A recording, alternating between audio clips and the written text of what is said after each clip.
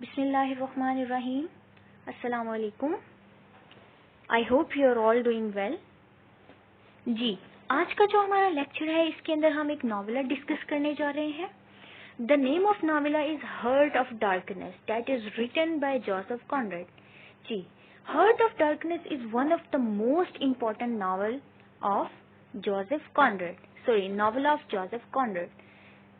First of all, let me tell you about something related to the author of the novella and writer of the novella. सबसे पहले हम writer के बारे में थोड़ा सा जानेंगे, राइटर के इंट्रोडक्शन के बारे में। मैं आपको राइटर का इंट्रोडक्शन दूंगी। राइटर के बारे में जानने के बाद जो है हम नॉवेला की तरफ मूव कर जाएंगे। जी, first of all, Joseph Conrad was born on 3 December 1857 and he was died on 3 August 1924. He was a Polish British writer regarded as one of the greatest novelists to write in the English language. जी, Joseph Conrad जो है, he was an English novelist and short story writer and he was the one of the famous novelist of his era. जब हम बात करेंगे further Joseph Conrad के बारे में, so although he didn't have any idea about the English and he didn't speak English fluently until his 20s, but he became a master prose stylist who brought a non-English sensibility into English literature. Even though कि उसको English जो है वो बहुत ज़्यादा अच्छी तरह बोलनी नहीं आती थी, फ्लुएंटली वो इंग्लिश नहीं बोल सकता था, उसके बावजूद भी अपने 20s की एज तक जो है वो अच्छी इंग्लिश नहीं बोल पाता था, उसके बावजूद भी he became a master prose stylist, यानी जो प्रोज राइटिंग है उसके अंदर वो जो है वो मास्टर था। और उसने क्या किया था कि उसने नॉन इंग्लिश सेंसिबिलिटी जो है वो लेकर आई थी इंग्लिश लिटरेचर के अंदर। So Conrad is considered an early modernist though his work contain elements of 19th century realism. जी, because he known as early modernist, और उसको अर्ली मॉडर्निस्ट माना जाता है। इसकी वजह से अर्ली मॉडर्निस्ट मानने के बावजूद भी हमें इनके वर्क्स के अंदर ऑलमोस्ट अर्ली 19th century के कुछ एलिमेंट्स नजर आते हैं, जैसा कि रियलिज्म। रियलिज्म जो है वो अर्ली 19th century का एक एलिमेंट है जो कि हमें कॉनरेड की जो है वो राइटिंग के अंदर, उसके वर्क के अंदर ये एलिमेंट जो है वो साफ दिखाई देगा। Furthermore he is best known for writing the novels. जी, किस वजह से जो है उसको बेस्ट और ग्रेटेस्ट नॉवेलिस्ट कहा गया, वो क्यों one of the most famous writer था अपने एरा के अंदर, and one of the most famous writer वो इस वजह से था बिकॉज उसकी जो राइटिंग्स थी, मोस्ट फेवरेट वर्क्स, जो मोस्ट फेवरेट राइटिंग्स थी, उनकी बेस के ऊपर उसको जो है one of the greatest novelist कहा गया and most famous writer of his era कहा गया। और उसकी जो राइटिंग्स थी उनमें जो है वो नॉवल लॉर्ड जिम है, that was published in 1900, Nostromo है, that was published in 1904, and the Secret Agent that was published in 1907, and also for the novella Heart of darkness that was published in 1902। जी, ये सारे उनके novel Lord Jim, Nostromo, Secret Agent जो कि different जो है वो time के अंदर पब्लिश्ड हुए, वो टाइम पीरियड भी मैंने आपको बता दिया। इसकी वजह से भी वो बहुत ज्यादा फेमस थे, but he was also famous for the one of the best novella that is called hurt of darkness that was publish in 1902। इसकी वजह से उन्हें बहुत ही ज्यादा फेमस कंसीडर किया जाता था। His narrative style and anti-heroic characters have influenced numerous authors and many films have been adapted from and inspired by his work. जी, हम बात करते हैं उनके नरेटिव स्टाइल की। जब हालांकि हमने पीछे पढ़ा कि he was known as early modernist और हमें इनके वर्क्स के अंदर 19th century के एलिमेंट्स नजर आते हैं, जैसे कि रियलिज्म की हमने बात की, उसके बावजूद भी उनकी जो नरेटिव स्टाइल था, उनकी एंटी हीरोइक टेक्निक्स की, उनको बहुत ही ज्यादा ऑथर्स ने जो है वो बहुत ही ज्यादा ऑथर्स उनसे इन्फ्लुएंस हुए थे, उनकी एंटी हीरोइक टेक्निक से, उनकी एंटी हीरोइक कैरेक्टराइजेशन से, उनके डिफरेंट नरेटिव स्टाइल से बहुत ही ज्यादा न्यूमरस ऑथर्स जो थे वो इन्फ्लुएंस थे, वो बहुत ज्यादा इंस्पायर्ड थे और वो बहुत ही ज्यादा उनको अप्रिशिएट भी करते थे। And many films have been adapted from and inspired by his work. क्या, और उसके अलावा बहुत सी फिल्म्स जो थी उनके वर्क्स को जो है वो अपनी प्रोडक्शंस के अंदर इस्तेमाल किया जाता था, यानी बहुत से फिल्म मेकर्स जो थे वो अपने प्रोडक्शंस के अंदर इनकी राइटिंग्स को इस्तेमाल करते थे। जी, आगे हम चलते हैं अब, बिकॉज हमने ऑलरेडी इस नॉवेला के राइटर को डिस्कस कर लिया है, ऑलमोस्ट हमें काफी हद तक आइडिया हो गया है कि वो कैसे राइटर थे और किस तरह के ऑथर थे। अब हम मेन नॉवेला की तरफ चलते हैं कि बेसिकली नॉवेला जो है वो है क्या, और नॉवेला के अंदर हम लोग क्या क्या पढ़ने जा रहे हैं, उनके मेन कैरेक्टर्स की बात करेंगे। Okay, so Heart of Darkness is a novella by Polish English novelist Joseph Conrad. Ji already मैं आप लोगों को पहले बता चुकी हूँ, it is the one of the best and greatest novella that is written by Joseph Conrad and about a narrative voyage of the Congo River into the Congo Free State in the heart of Africa. जी आगे further जब हम summary पढ़ेंगे इस novella की तो उसके अंदर इंशाल्लाह मैं आपको इस सारी डिस्कशन के बारे में बताऊंगी कि किस तरह कॉन्गो रिवर का क्या जो है वो इसके अंदर रोल है, उसके अलावा जो अफ्रीका की कौन सी स्टेट का रोल है, इवन दो कि इसके अंदर किस किस चीज के बारे में डिस्कस किया जाएगा, ये हम इंशाल्लाह समरी के साथ साथ डिस्कस करते जाएंगे। Okay, so Charles Marlow the one of the greatest novel, इसके चार्ल्स मार्लो जो वन ऑफ द ग्रेटेस्ट जो है करेक्टर है, इसकी बात करने से पहले मैं आपको बताऊंगी कि बेसिकली नॉवेला है क्या। So novella is a short novel that is a narrative prose fiction whose length is shorter than that of most novels but larger than most short stories. यानी नॉवेला एक ऐसी पीस ऑफ राइटिंग को कहा जाता है जो short story से तो लंबा होता है लेकिन नॉवल से छोटा होता है।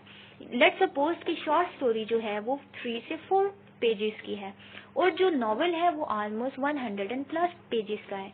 सो नॉवेला जो है वो इसके मिडल में आता है, यानी शॉर्ट स्टोरी और नॉवल के मिड में नॉवेला आता है, जो कि शॉर्ट स्टोरी से तो लंबा होता है लेकिन नॉवल से जो है वो छोटा होता है, उसकी लेंथ जो है वो नॉवल से शॉर्ट होती है।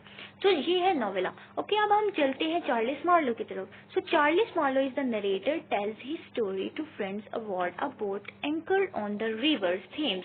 हाँ जी, Charles Marlow is one of the main character of the novella और ये प्रोटैगनिस्ट है नॉवेला का। इनके बारे में हम डिटेल में जो है वो आगे नेक्स्ट स्लाइड में जो है वो चार्ल्स मार्लो को डिस्कस करेंगे, उसके बारे में पढ़ेंगे। Even though this setting provides the frame of the Marlowe story of his obsession with the successful ivory trade curse, अब वो अपने फ्रेंड्स को जो है वो because he is one of the greatest character, और इस करेक्टर की मेन बात ये है कि वो स्टोरी टेलर है और वो नरेटर भी है ऑलमोस्ट इस नॉवेला का। सो स्टोरी के साथ जो उसकी ऑब्सेशन है और जो ऑब्सेशन उसके एक सक्सेसफुल आइवरी ट्रेड कर्स का जो करेक्टर है उसके साथ जो उसकी ऑब्सेशन है उसके बारे में वो अपने जो है वो डिफरेंट फेलोज को जो है वो एक स्टोरी सुनाएगा। सो वहां से जो है ये पूरी नॉवेला का जो है वो स्टार्ट होगा और नॉवेला एंड होगा इस करेक्टर के साथ। Okay, so central to the Connor's work is the idea that there is a little difference between civilized people and savages. Heart of Darkness implicitly comment on empiricism and racism. जी, जब हम Conrad के work की बात करते हैं और जब हम हार्ट ऑफ डार्कनेस की बात करते हैं तो जो उसका सेंट्रल और मेन आइडिया है उसके इस वर्क का, that is a little difference between civilise, जो कि उसने डिस्क्राइब करने की कोशिश की है throughout the story, throughout the novella, वो ये है कि उसने एक लिटिल डिफरेंस बताया है सिविलाइज पीपल के बारे में एंड सिविजीज के बारे में। और इम्प्लिसिटली उसने क्या किया है कि उसने एम्पिरिसिज्म और रेसिसिज्म के ऊपर जो है वो कमेंट्स किए हैं। रेसिसिज्म और एम्पिरिसिज्म के बारे में इंशाल्लाह हम थीम्स में जब हम इसकी थीम्स पढ़ेंगे तो उनको डिस्कस करेंगे। फर्दरमोर जो आगे हमने इसके बाद जो जो चीजें डिस्कस करनी है इस नॉवेला से रिलेटेड, दैट इज डिस्कशन में हमारे पास थीम्स आ जाएंगी, करेक्टर्स आ जाएंगे, उसके बाद इंपॉर्टेंट क्वेश्चंस आ जाएंगे, हम समरी इसकी करेंगे विद एनालिसिस एंड क्रिटिसिज्म, उसके बाद कुछ ऑथेंटिक कोटेशंस भी जो है वो हम इंक्लूड करेंगे। सो फर्स्ट ऑफ ऑल जिस चीज को हम डिस्कस करने जा रहे हैं दैट इज करेक्टराइजेशन, यानी जो मेन करेक्टर्स हैं नॉवेला के अंदर, सबसे पहले हम उन करेक्टर्स के बारे में पढ़ेंगे और उन करेक्टर्स को देखेंगे कि वो करेक्टर्स किस तरह इंपॉर्टेंट है और उनका स्टोरी के यानी नॉवेला की स्टोरी के अंदर क्या इंपॉर्टेंट रोल है। जी, फर्स्ट ऑफ ऑल करेक्टराइजेशन में जो सबसे पहला करेक्टर हमारे पास आता है दैट इज मार्लो। ओके, तो मार्लो के बारे में पढ़ते हैं। Marlow is the protagonist of the novella. जिस तरह मैंने पहले बताया कि जो प्रोटेगनिस्ट होता है that is the main character of the novella, यानी वो मेन कैरेक्टर होता है जिसको आप हीरो भी कह सकते हैं। So he is the protagonist of Heart of Darkness. Heart of Darkness का जो है वो प्रोटेगनिस्ट है। Marlow is philosophical, independent minded and generally sceptical of those around him. जी, तो मार्लो के जब हम करेक्टर की बात करेंगे तो ये एक फिलोसॉफिकल और इंडिपेंडेंट माइंडेड नेचर का जो है वो पर्सन है, यानी उसकी जो पर्सनैलिटी है दैट इज फिलोसॉफिकल पर्सनैलिटी। उसके अलावा ये इंडिपेंडेंट माइंडेड भी है और जनरली जो है उसके इर्द गिर्द जो है वो ये मेन चीज जो है वो पाई जाती है। He is also a master story teller. जी, इसके बारे में जो सबसे मेन इम्पोर्टेंट बात ये है कि वो स्टोरी टेलिंग में मास्टर है, यानी कहानियां सुनाने में वो मास्टर है। और क्या है कि जितने भी उसके इर्द गिर्द लोग हैं उनको ये कहानियां सुनाता है, eloquent and able to draw his listeners into his tale. और उसके अंदर ये खासियत पाई जाती है कि वो अपनी कहानियों के अंदर जो है वो जिन लोगों को जो सुनने वाले हैं जो उसके इर्द गिर्द मौजूद हैं उनको अपनी कहानी के अंदर डाल लेता है। Although Marlowe shares many of his fellow Europeans' prejudices, he has seen enough of the world and has encountered enough database white men to make him skeptical of imperialism. Okay, हम इस चीज के बारे में डिस्कस करते हैं। Even though कि उसने ऑलमोस्ट वर्ल्ड वाइड उसने बहुत ही ज्यादा दुनिया का हिस्सा देख लिया हुआ है, वो बहुत ज्यादा जो है वो दुनिया घूम चुका हुआ है, वो देख चुका हुआ है। किस तरह? Because he is a seller, जो कि ज्यादातर समुद्र में ही रहा है। 32 इयर्स एज है उसकी, ज्यादातर समुद्र में रहा है। इस वजह से उसने अपनी जर्नी के दरमियान जो जो चीजें देखी सो उन चीजों के बारे में डिस्क्राइब करता जाएगा। सो जब ये स्टोरी स्टार्ट होगी हर्ट ऑफ डार्कनेस की, तो हम लोग ये चीज देख सकेंगे कि जो मार्लो का करेक्टर है उसको बुद्धा के पोस्टर में दिखाया गया है। बुद्धा का जो पोस्टर है दैट बुद्धा जो है वो सिंबल है ट्रूथ का। Buddha is the symbol of truth. So जो मार्लो है, मार्लो का करेक्टर भी जो है वो स्टार्टिंग में हमें बुद्धा के पोस्टर में दिखाया जाएगा, विच मीन्स के ही is also the symbol of truth. यानी मार्लो जो है, जो करेक्टर मार्लो का है, वो जो कुछ भी कहेगा वो सच कहेगा और सच के सिवा वो कुछ भी नहीं कहेगा। सो मार्लो जो है वो फ्यूचर स्टोरी टेलर भी है और वो स्टोरी को आगे नरेट करके भी सुनाएगा। हम ये भी कह सकते हैं कि ही is the narrator of the story. Because जब स्टोरी स्टार्ट होगी, आगे हम समरी जब इसकी पढ़ेंगे तो आपको फिर ये जो है वो ज्यादा क्लियरली समझ आ जाएगा कि मैं आपको क्या चीज समझाना चाह रही हूँ। जब स्टोरी स्टार्ट होगी तो वो एक अननेम्ड नरेटर से जो है वो स्टार्ट होगी, यानी उस वक्त किसी भी नरेटर का नेम मेंशन नहीं किया जाएगा, नहीं पता चलेगा कि किस नरेटर ने जो है ये स्टोरी नरेट की है। लेकिन लेटर ऑन क्या होगा कि स्टोरी जो है वो इसकी नरेशन की तरफ चली जाएगी, यानी मार्लो की नरेशन की तरफ चली जाएगी और मार्लो जो है वो आगे स्टोरी नरेट करना शुरू कर देगा। उसके अलावा जब हम इसकी जर्नी की बात करेंगे through out the story hurt of darkness के अंदर जो इसकी जर्नी है, तो ये आउटर स्टेशन से इसकी जर्नी स्टार्ट होकर सेंटर स्टेशन से होते हुए इनर स्टेशन तक ये जाएगी और वहां पर कॉन्गो रिवर पर पहुंचकर यहाँ पर स्टोरी का जो है वो एंड होगा। सो कॉन्गो रिवर तक पहुंचने में, यानी आउटर स्टेशन से इनर स्टेशन के दरमियान और कॉन्गो रिवर पर पहुंचने में उसने जो जो कुछ भी देखा होगा तो वो सारी चीजें नरेट करेगा।